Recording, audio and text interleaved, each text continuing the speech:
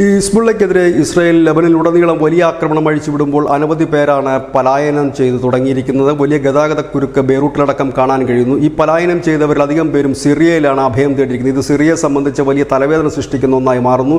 കൂടുതൽ പേർ സിറിയയിലേക്ക് എത്തി അഭയാർത്ഥികളെ എത്തിക്കഴിഞ്ഞാൽ അവരെ ഉൾക്കൊള്ളുക പ്രയാസകരമായിരിക്കും എന്നുള്ളത് തന്നെയാണ് വാർത്തകൾ പുറത്തു വരുന്നത്. ഏതായാലും ലെബനൻ ജനതയെ സംബന്ധിച്ച് അവർക്ക് ഇപ്പോൾ ഏറ്റവും അടുത്ത് പോകാൻ കഴിയുന്ന ഒരേ ഒരിടം സിറിയയായി മാത്രമാണ് അവശേഷിക്കുന്നത്. അത്തരത്തിലേക്കാണ് അവിടെ പലായനം തുടരുന്നത്.